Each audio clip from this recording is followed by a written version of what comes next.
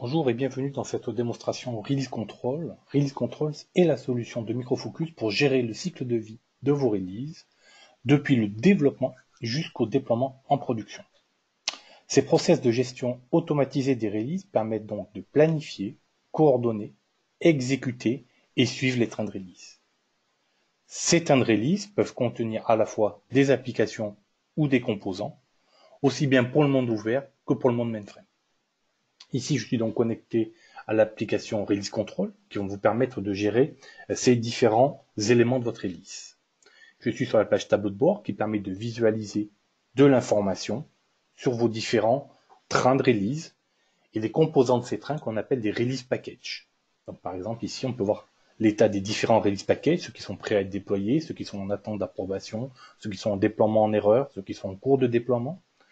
D'autres types de rapports, par exemple, sur l'état des milestones au niveau du train. Donc, on peut définir un certain nombre de milestones au niveau des trains. Et là, on peut voir les différentes étapes du projet qui n'ont pas été validées pour chacun des différents trains, qui sont en attente d'une validation de ces différents milestones, le nombre de déploiements en erreur, le nombre d'approbations également par utilisateur pour ces différents trains. Donc ici, vous pouvez paramétrer autant de rapports que vous le souhaitez. Évidemment, par défaut, on vous en livre un certain nombre. Et puis, vous pouvez également créer facilement vos propres rapports. Donc maintenant, si on va jeter un œil au niveau des trains, on va avoir une timeline qui va vous permettre de visualiser l'avancement de vos différents trains. Donc là, évidemment, on est par rapport à une échelle de temps. Et donc là, on va retrouver les différents trains avec deux graphes. La barre du haut va correspondre à la planification du train. Donc on planifie pour ce train-là d'être en développement sur la partie orange, ensuite d'être en QA à cette période-ci, et enfin le déploiement en production devait s'étaler sur plusieurs semaines. La partie basse, en fait, correspond à la réalité. Donc on peut voir ici qu'en fait, contrairement à ce qui avait été prévu, on est toujours en phase de développement sur le train et que la QA n'a même pas encore commencé. Cette information ici est présentée sous forme de timeline. On peut la retrouver également présentée sous forme de rapport de type calendrier. Et on va retrouver le même type d'information. Par exemple, ici, si on regarde pour le mois de février, par exemple, on va retrouver ici vos différents trains tels qu'ils avaient été planifiés. Donc là, on a le nom du train qui s'appelle Deployable Train Template, celui-là, c'est Major Train Demo. Et par exemple, pour ce Major Train Demo, on avait planifié que la QA se termine le 11 février 2018. Un autre type de visualisation d'information accessible est l'état du réel. Donc là, c'est le même type de calendrier, mais ce coup-ci, c'est avec les informations toujours relatives à votre train, mais qui correspondent à la réalité de ce qui s'est passé. Bien sûr, c'est les informations qu'on avait dans la timeline. Et donc là, par exemple, on peut retrouver que le Major Train démo, son développement s'est terminé le 3 janvier 2018. Au niveau du train, vous allez également pouvoir définir différentes étapes qui vont venir valider des points de passage pour ce train. Ces étapes, on appelle ça des milestones. Et donc là, pareil, dans ce rapport de type calendrier sur les milestones, on va retrouver également le même type d'information avec en bleu le prévisionnel. Donc là, les release notes pour le train Major Train Demo devaient être livrées le 8 janvier. Et donc on constate que c'est toujours pas livré. Et par contre, la communication des utilisateurs finaux, elle, a bien été effectuée ce 8 janvier. Donc en noir, ce sont les milestones qui ont été accomplis, et puis en bleu, ce sont les milestones qui n'ont pas encore été accomplis. Donc comme je vous l'ai dit, ces release trains contiennent des release packages. Donc dans un train, on peut avoir autant de release packages que l'on souhaite. Donc le release package, c'est l'objet qui va contenir des informations sur ce que l'on souhaite déployer en termes d'application, de version d'application, de composants, de contexte de déploiement, d'environnement cible, de validation de différentes étapes de déploiement. Et donc, si on va ici, dans cet écran qui vont lister tous les packages qui sont actuellement référencés dans Release Control, on a plusieurs façons de retrouver les packages que l'on recherche. On peut filtrer par utilisateur en charge du package ou faire une recherche sur ces packages ou alors accéder directement au contenu des packages dans la partie basse. Donc là, je vais ouvrir un package qui s'appelle Ring to Park Online Sample. Et dans ce package, on va avoir différentes informations. Donc, on va retrouver quelle est la personne ou le groupe de personnes en charge de traiter ce release package. Donc là, c'est Monsieur Dan Développeur. On va trouver si ce package est embarqué dans un train. Donc pour l'instant, ce package n'est pas embarqué dans un train. Il faut savoir qu'avec Release Control, vous pouvez piloter vos déploiements directement depuis le train, ou alors à un niveau inférieur, au niveau du release package, pour exécuter le déploiement directement depuis le release package sans passer par le release train. On peut voir la version de l'application qui est concernée par ce déploiement à venir. Donc là, c'est l'application Ring2Park Online. Et puis, on est sur la version 1.13 de cette application. Dans la partie basse, on va retrouver un certain nombre d'informations. Par exemple, ici, dans l'onglet Request, on va trouver le lien, par exemple. Là, c'est un lien vers du Jira, avec la liste des anomalies et des évolutions qui sont traitées dans le cadre de ce package, par exemple. On va retrouver également ici ce qu'on appelle le deployment path, donc le chemin de déploiement que va suivre ce package. Donc, il va faire intégration, UAT, production. On va retrouver également les tâches de déploiement. Qu'est-ce que je vais, au travers de ces trois environnements, quelles sont les différentes tâches que je vais devoir exécuter pour mener à bien le déploiement de ce package. Donc là, c'est des exemples pour vous montrer différentes typologies de tâches que l'on peut avoir. Évidemment, on peut avoir des tâches manuelles. Donc les tâches manuelles, ici, on le constate, elles vont s'exécuter dans les trois environnements qu'on a vu tout à l'heure dans le deployment path. Par exemple, ici, on a une exécution d'un déploiement via notre solution de déploiement qui s'appelle Deployment Automation, qui va s'exécuter par exemple qu'en intégration. Cette tâche-là va s'exécuter qu'en UAT, qu'en production, etc., etc. Quand c'est en rouge, ça veut dire qu'il y a des paramètres pour ces tâches-là qui n'ont pas été précisés. Donc ces tâches-là, vous pouvez venir via Edit Deployment Task, venir modifier le comportement des tâches qui sont déjà référencées, ou alors référencer de nouveaux types de tâches. Ces nouvelles types de tâches vont vous permettre soit de faire du déploiement, soit de faire du lien vers votre gestionnaire de change, par exemple.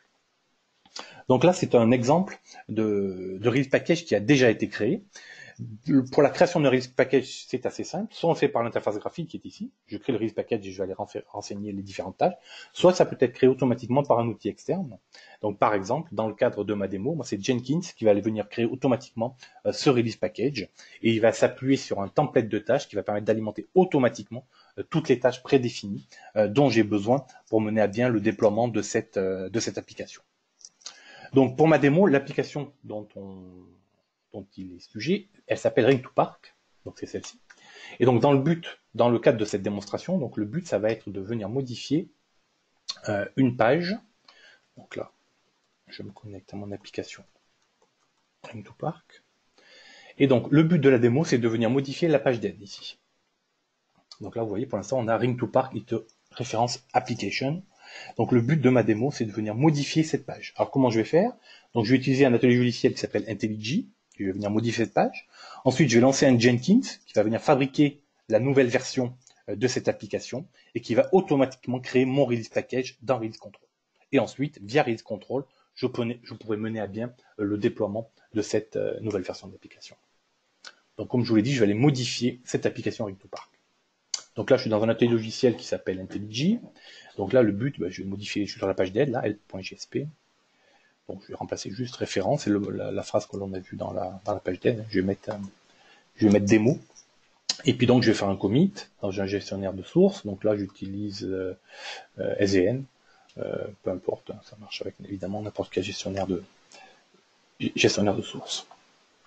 Donc là, le commit est en cours, le commit est terminé. Alors pareil, au niveau du commit, dans cet atelier logiciel, on aurait pu également lancer automatiquement la fabrication par Jenkins. Donc là, la fabrication par Jenkins ne se lance pas automatiquement, donc je vais aller le faire manuellement. Mais évidemment, ça peut se déclencher automatiquement.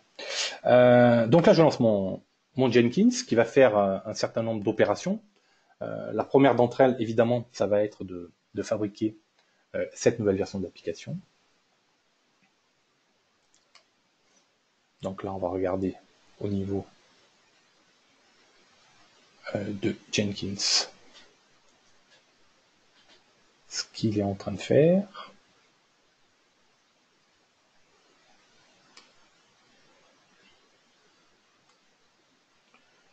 Donc là, c'est en cours. Je vais accéder aux détails des opérations Jenkins.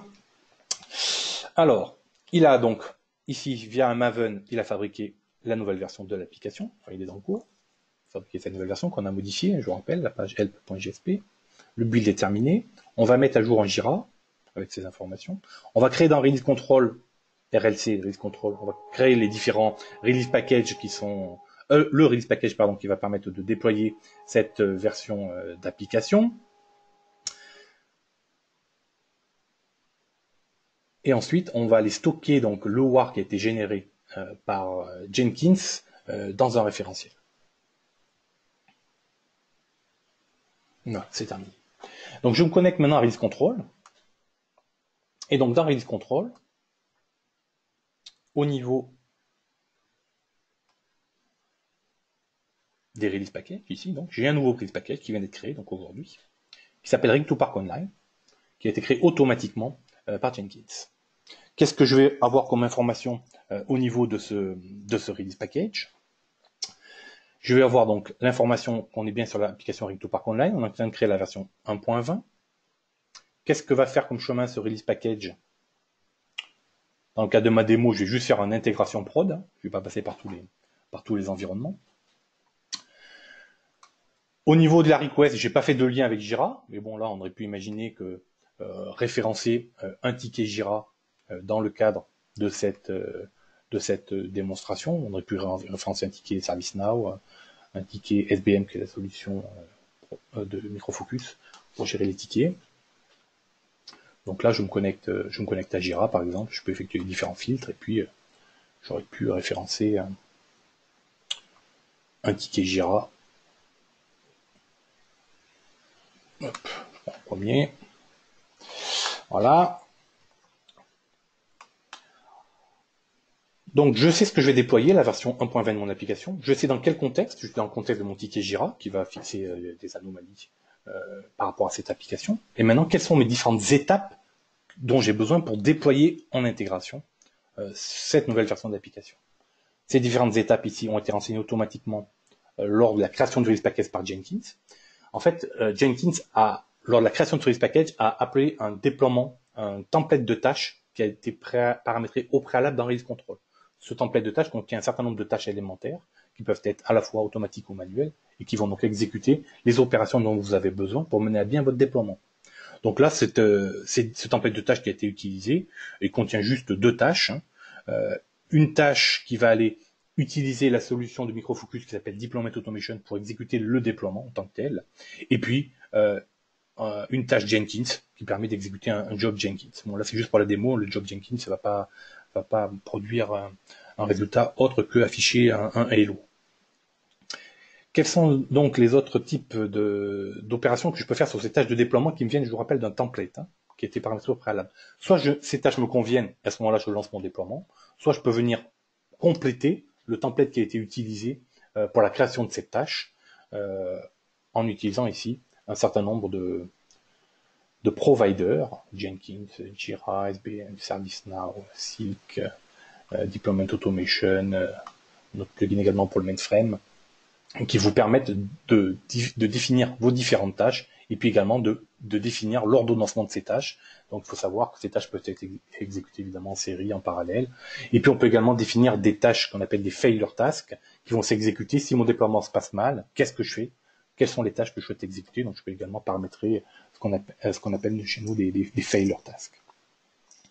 Donc là, je suis prêt à faire ce déploiement.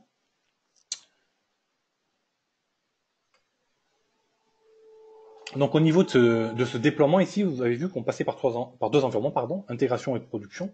Et dans l'environnement d'intégration, vous avez la possibilité de définir des sous-environnements. Donc on peut imaginer qu'on est, par exemple, si on est dans un système régionalisé, par exemple, dans le cadre de la France, on peut imaginer qu'on est un système d'intégration pour l'Île-de-France et un système d'intégration pour le Grand Ouest.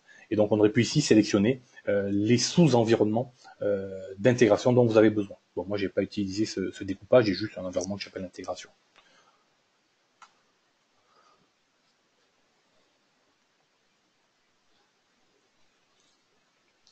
Donc, comme vous l'avez vu au niveau du paramétrage, le déploiement va passer par deux étapes en parallèle. L'appel à Deployment Automation, qui est la solution de déploiement de Microfocus, et puis un appel Jenkins. Donc là, le déploiement se lance et on va pouvoir suivre l'exécution de ces différentes tâches de déploiement au niveau de l'interface graphique. Donc là, on est en deploying, donc on est en train de déployer notre version d'application.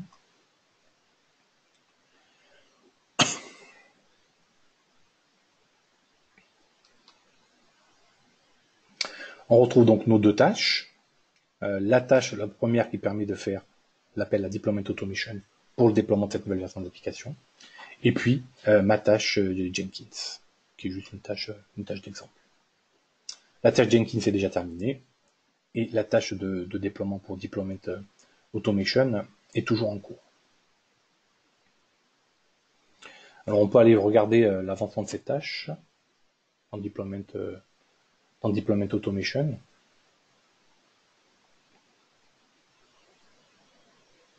Alors elle doit être, je pense qu'elle doit être terminée, parce que c'était une tâche qui était assez rapide.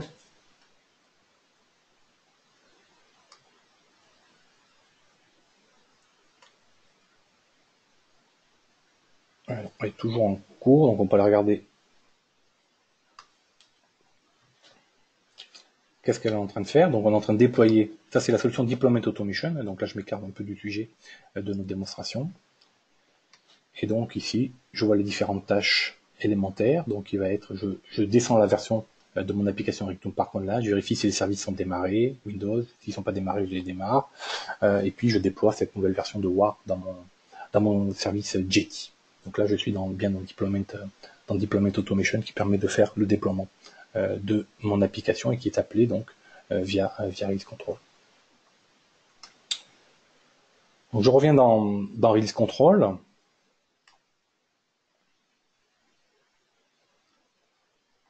Donc le déploiement est maintenant terminé dans Release Control.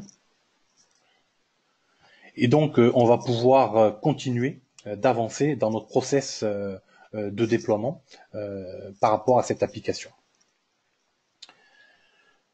Alors, quelles sont les opérations que je peux faire maintenant? Ça va dépendre en fait de la façon dont vous êtes organisé. Si vos différentes équipes, j'entends par les équipes de QA, ont également accès à la solution Release Control, elles vont pouvoir indiquer si dans Release Control, au niveau du test, si le test qu'elles sont en train d'exécuter sur cette nouvelle version d'application est en succès ou en échec. Donc là, ils peuvent faire un fail testing. À ce moment-là, la version va être taguée comme en échec de test, pas de déploiement. Ou alors, ils vont indiquer un complete testing qui vont permettre de préciser que les tests de cette application ont été exécutés avec succès. Donc là, on va faire un complete testing. On va se passer dans le cas où tout se passe bien. Dans la partie basse, ici, vous voyez, c'est les notifications mail qui sont envoyées aux différentes destinataires en fonction des événements qui se passent lors de votre déploiement. Toutes ces notifications mail, évidemment, sont paramétrables. Et donc là, les tests sont en succès. Donc la prochaine étape, on va pouvoir passer le release package en production.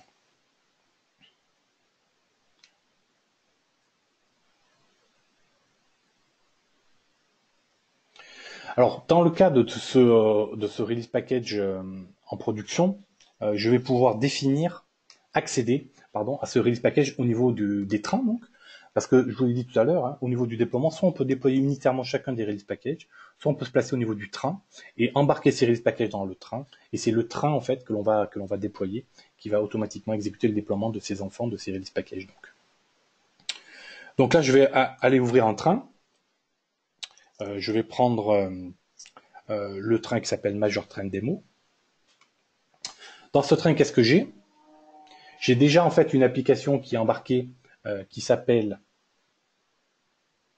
Capri. Donc là, je regarde ici toutes les applications qui sont déjà embarquées. J'en ai qu'une seule pour l'instant qui s'appelle Capri. Et donc, dans le cadre de ce train, je vais aller vouloir, maintenant que cette application Capri a été testée elle-même de son côté en succès en QA, je vais vouloir embarquer dans ce train mon application à moi que je suis en train de faire, RigToolPark Online, dans le but de livrer ensemble en production la partie Capri et la partie RigToolPark. Donc, je vais aller lier le release package que l'on vient de faire ensemble.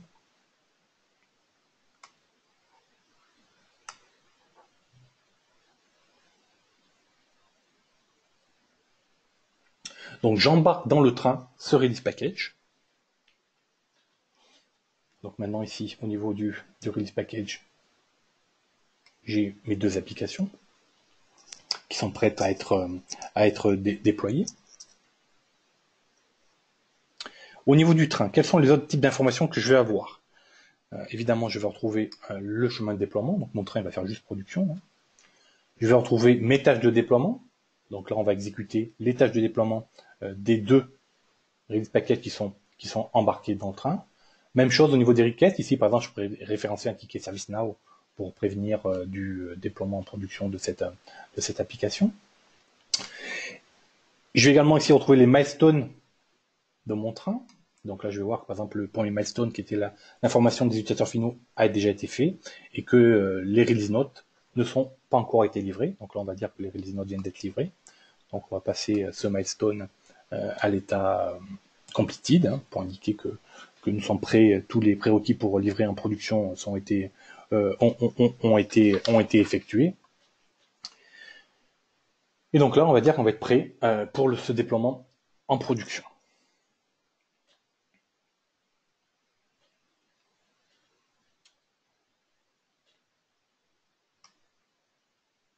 Donc là, on va dire qu'on est prêt à déployer en production. Même chose que pour l'intégration. On peut imaginer pour la production, vous ayez des sous-parties et que vous souhaitez adresser uniquement qu'un sous-ensemble de vos serveurs de production.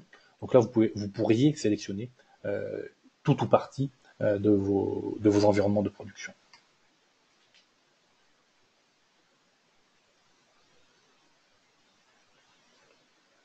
Donc là, pour ce déploiement en production, vous voyez, je tombe sur un approval. Ça veut dire en fait que moi, en tant que responsable du train, je n'ai pas la capacité de déployer directement en production sans avoir eu l'approval de la personne qui est en charge de l'environnement de production. Donc là, dans le cadre de ma démo, je suis avec l'utilisateur administrateur, donc j'ai toutes les casquettes. Mais vous, dans le cadre d'une implémentation qui collerait à vos besoins, on peut imaginer qu'à ce moment-là, ce soit une autre personne qui soit en charge de la production, qui vienne donner son approbation en tant que responsable de prod pour déployer ce train en production.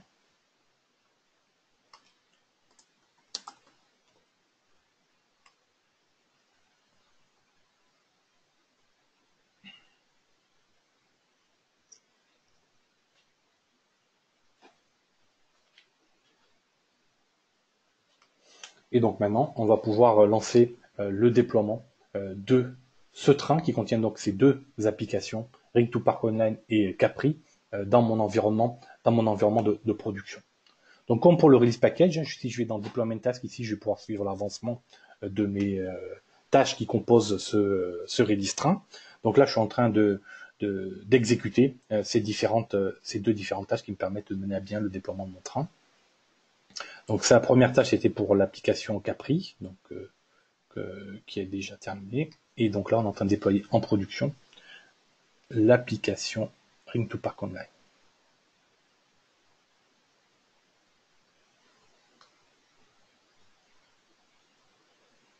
Pareil, ici, ce déploiement s'effectue via Deployment Automation, qui va permettre de déployer donc en production cette application. Donc là, je suis dans Deployment Automation, l'autre solution de microfocus pour le déploiement automatisé. Et puis donc là, je peux suivre éventuellement. Donc là, je suis bien en production et je suis bien en train de déployer la version 20 de Ring2Park Online. Là, je peux suivre le détail de ce déploiement avec les différentes tâches. Pour Deployment Automation, sur la chaîne de webinaire du site web Microfocus, vous avez également des démos complètes et qui vous permettent de comprendre et de mieux appréhender ce que fait Deployment Automation. Là, aujourd'hui, nous sommes uniquement focusés sur la solution Release Control qui permet de gérer vos releases. Dans la partie en bas à droite, toujours les notifications mail qui vous indiquent les déploiements en succès ou en échec, avec l'accès au log éventuellement. Donc là, ça c'est terminé. Au niveau de mon train, je vais retrouver donc les informations au niveau du train qui m'indiquent que le déploiement du train est donc terminé. Donc là, je suis bien déployé pour ce train en production avec mes deux applications, Capri et puis Ring2Park Online. Donc je vais regarder maintenant si ça c'est bien, ce déploiement c'est bien effectué. Hein. Donc là, je vais me connecter. Donc là, je vous rappelle, c'est cette application que l'on a modifiée. Donc là, je me connecte et normalement sur la page d'aide, je dois avoir le mot démo à la place du mot référence, je crois. Voilà. Donc là, on a bien déployé cette nouvelle version d'application sur mon environnement d'intégration et également la même chose sur mon environnement de production qui vont vous permettre qui a permis donc de mettre à jour la production avec cette nouvelle version de mon application. Donc là, je suis connecté sur la prod, c'est toujours un serveur Jetty, mais avec un port différent. Donc voilà, cette application a donc été déployée en intégration, puis en production, via la solution du gestion de release qui s'appelle Release Control de Microfocus. Dans le cadre de ma démo, cette solution Microfocus pilotait la solution de déploiement automatisé Deployment Automation de Microfocus également. Je vous remercie pour d'avoir suivi cette démonstration. Bonne fin de journée à vous. Au revoir.